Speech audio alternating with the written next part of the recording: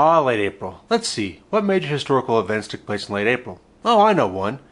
In late April, 239 years ago, the United States opened up an armed rebellion against their British colonial masters in what became known as the American Revolutionary War. The American Revolutionary War, of course, was sparked because the British were unreasonably taxing the colonists.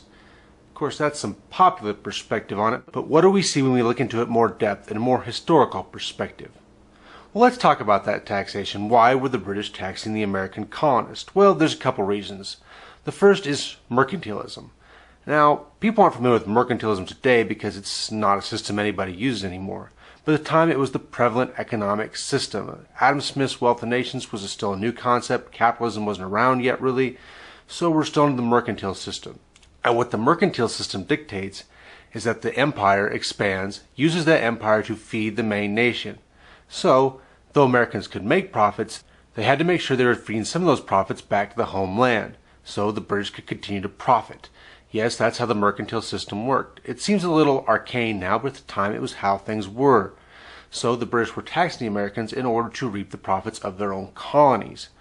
Also, the British had fought a number of expensive wars. In fact, the last one was fought largely in the colonies. What's known in America as the French and Indian War was fought at this time, and, well, it cost the British quite a bit of money, so the people they defended should probably pay part of the bill, hence the taxation. So why did the Americans find these taxes to be so unreasonable?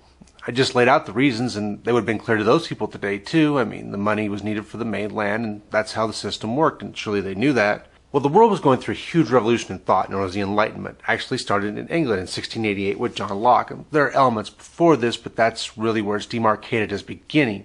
Now, what John Locke and others after him would claim was that the government had a contract with the people, and the people had certain rights underneath that contract. The American colonists felt like their contract was being violated. They didn't feel the taxation could be placed upon them unless they were given a choice to vote upon the taxation under this new system, this new way of thinking that the English had fully embraced in 1688 with the Glorious Revolution. Hence, as the Americans appealed for freedom over the next few years, they would often cite Locke and others to point out that they were using very English ideas and asking for what they felt was extremely reasonable.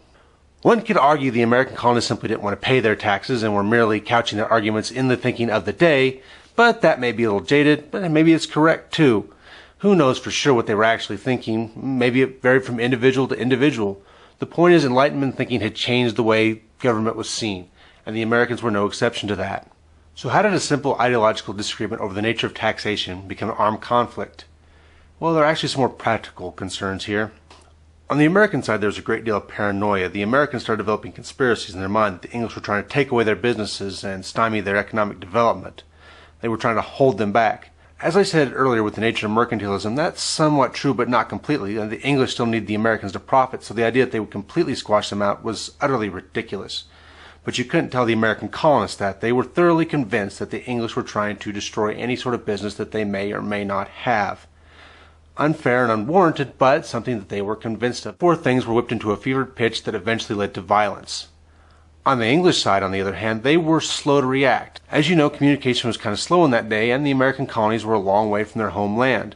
And the local British colonial leaders couldn't really make any decisions in this regard. So these problems were allowed to brew and fester while decisions were being made, and they were made very slowly. In fact, many of the taxes the British imposed on the Americans were repealed, but they were repealed only after a great deal of anger and hostility had rose over the issue. So the British colonial system was a bit too cumbersome to deal with the ever-changing situation.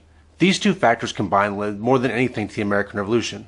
Angry Americans, rightfully or unrightfully so, and a British system that just didn't have the flexibility to deal with this frustration. So there you have it. Taxation is the root cause of the American Revolution in many ways.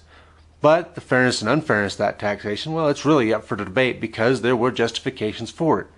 And at the same time, it was more ideology and system that led to what became an actual armed conflict.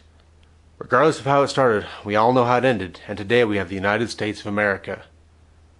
Of course, that's another subject for another day, and another look into historical perspective.